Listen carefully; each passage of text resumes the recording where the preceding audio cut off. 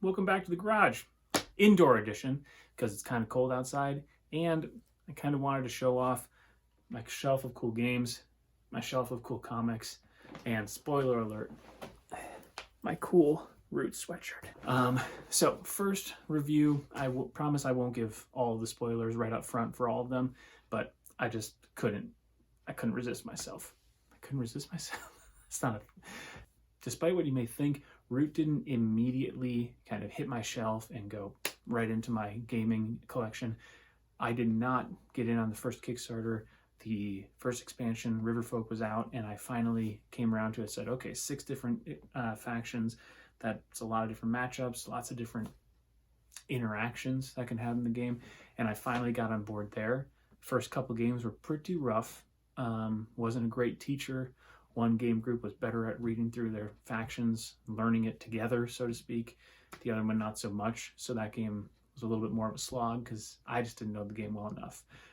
Fast forward to Clockwork expansion coming out, because I did take the plunge with the Underworld expansion, knowing that there was a game in there that I would like, even though I didn't know that previously. And when the Clockwork expansion showed up, it really started when Root kind of took hold in my heart and hit my table more often than not. It was my way of learning the game, really. So I'm getting a little bit ahead of myself because that's one of the categories I want to talk about. This is just going to be a solo board gaming review channel here, or playlist. So there are 3 categories we want to talk about, at least that I think about when I'm rating solo games and recommending them to other people. One is meatbag clarity. How clear or not is it to the one person who's having to analyze all the rules and make the game actually happen. Second is how good of a vehicle to learn the multiplayer rules is the solo game. Because I've found, in addition to just having a good time playing a solo game, another great reason to play them is to better learn them. So the next time you teach them, you just know them better. And finally, third is overall solo experience. So let's get back to the beginning. Meatbag clarity. Obviously, Root is a bit of a chew. There's lots of rules for the whole game. Each faction is its own rule set. And so it is a little bit of an uphill climb when you're first learning Root. Add to that every solo faction, whether you go with the Better Bot project, the free printable versions, or the Clockwork expansion, they're all going to have additional rules that are sometimes slightly different than the player faction. Sometimes they're totally different. In any case, there's lots of rules to learn and to keep track of. I refer to it as piloting these other factions. So in addition to you trying to play your best, you have to remember the rules for the other factions, and it can be a little bit of a slog at first. But I've been told, as someone who only really knows, well, I do know one language, and I'm Bissian of German. I've been told that every language you really truly learn beyond your first makes every language after that easier. I don't know that firsthand, but I will say every faction in Root, even though they're sometimes totally different, you do kind of know the building blocks and the structure of the game that much better after learning a faction. So then your next faction is just going to be a little bit easier to learn. Same can be said for the further you go into the game. Your first turns might be slow. You're walking step by step through. But just like the player factions, while it looks confusing, it is laid out really well.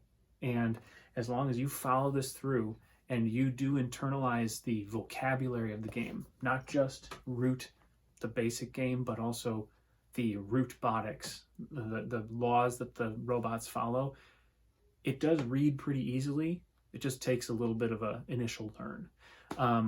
So if you've ever seen Frost Talk, one of the playlists on this channel, you'll be familiar with our rating scale, and it goes from 2 thumbs down up to 2 thumbs up. So 2, 1, no thumbs, 1, 2 thumbs. So I'm going to give a range on this one, and I'm going to say for the meatbag clarity, it is from 1 thumb down to 1 thumb up. Somewhere in there, depending on how comfortable you are with Root as a game or games of that genre. Some people it's going to be a little bit more of a struggle, but in any case, there's going to be a decent amount of bandwidth that you're going to have to be willing to give up to just piloting these factions. So it is not a streamlined solo experience. After a number of plays, it gets more streamlined, but it's never going to be simple. So next up, good way to learn the rules, yes or no. And in this case, I'm just going to cut right to the chase. And I'm going to say this is 1 thumb up to 2 thumbs up. So I'm just going to cut right to the chase on is this or is this not a good way to learn the rules, and say yes. I'm going to say 1 to 2 thumbs up, the little range there. If not for playing solo, I would not know Root as well as I do. Playing solo absolutely helps you learn the game better.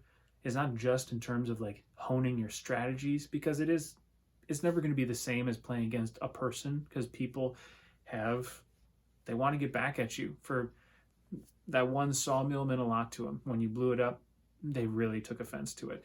That's going to happen. But playing against the Clockworks, it allows you to just get a lot of reps on the just basic rules of the game. So when a question comes up, not only have you run across a lot of things on your own and had time to really pore over the rulebook because it's just you playing, but you've also allowed yourself the chance to play lots of different factions. I've played all the factions now, and some of them I've only played in solo games. So if not for those, there would be factions that I have yet to play, and that makes me not as good of a teacher. So the only reason I would say it's not a full 2 thumbs up situation is because there's only so much room up in the old noodle, and you're already having to keep all these different factions separated up there. Now you need to keep the solo rule or the robot rules for the factions as well. And sometimes the two sort of cross. And even if it's just for a moment when you're explaining something to a player who's a little confused, sometimes the wrong version of the cats come out, or the wrong version of the Erie comes out, and I tell them something, I'm like, oh, never mind, that's just for the Clockworks. And it's not a huge deal, but it has come up a number of times for me. So, I mean, I'm leaning more towards 2 thumbs up, but it is more to learn that is not directly going to help you in multiplayer. So that brings us to the last category, and it's just the overall solo experience. And I'm just going to 2 thumbs absolutely up. I love the game of Root more than I ever thought I would when I first heard about it. And the solo mode is a major reason, not just so I can learn the rules. I just love playing against these other factions. If you've been on my channel before, you'll see that I've played 1v1. So it's kind of like almost like a chess-like game against this cardboard robot. I've stood my own against 2 or 3 Clockworks, but also, and this could just be me, I have I've piloted 3 or 4 factions at the same time and just watched the robots kind of duke it out in front of me just to see what happens, which is delightful. It's a lot of fun. So the game of Root, I've heard it referred to as an ecosystem where the factions kind of interact with each other. Not just the players, but the actual factions themselves. They make different game states based on what the matchup is, what the board state is, who's piloting the factions, and absolutely that is true. Every game of Root I've played has been a completely different narrative, even when some or all of the factions are actually the same. And the same can be said for the solo mode. It is an ecosystem that you get to decide. You get to choose which factions to include, but also with the Clockwork expansion, you have the boards themselves are the normal mode, and then you have the difficulty cards that make them easy, challenging, or nightmare. But then you have these trait cards, which are optional, but they add a little bit of a quirk to the faction you're playing. So you have the rules that are on the board, but you have this additional rule, or you can put up to all 4 of them in at once. They not only make them more challenging, but they sort of simulate, the Marquis de Cat is going to act differently with your friend who's all about like risk, going in, like pummeling their enemy. It's going to be played differently than your friend who just wants to, make the sprawling network of buildings and kind of keep to themselves. And the same could be said for those trait cards. So your ecosystem is the factions you use, the difficulty that you use, the traits you use or you don't use, and then you get to interact with that however you want. It grows with you. There's lots of opportunity. Now, I will say the elephant in the room is there is a lot of root. There just is. There's the base game, Riverfolk, Underworld, Clockwork expansion. I own all of those. The only thing I really don't own of root are the mats, the neoprene maps. Eventually, I probably will because mine will get worn out. There's a new Kickstarter coming out sometime in the soon TM, sort of Blizzard. They haven't said soon, but sometime in the future. So there is a lot of root to catch up with. But the great news is this game, just the base game, is an awesome solo experience just by itself. The Better Bot project, which you can print off for free online and put on the back of your favorite Twin Cities Beer Company boxes if you want, totally free for all factions. And that does include the initial 4, which have their Leader Games official Clockwork expansion publication. But with the Better Bot project factions, you still have those traits, you still have any extra rules you might need.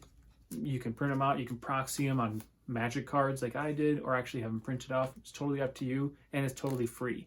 So you obviously only have the first 4 factions, but honestly, even though I slept on it at that point, that's enough game by itself.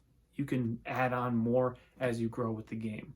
You don't need to feel like you need to buy everything all at once because that would be a lot. So overall, that's Root.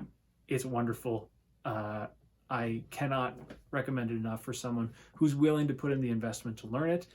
But the great news is it's fun playing solo. It's just as much fun, or many people would say even more fun, I would too, with your other friend, your other fellow meatbags around a table, just beating each other up in the mountains, the lake, or the woods. So that's Game Garage solo reviews. That was Root. Go play it. It's delightful. See you next time.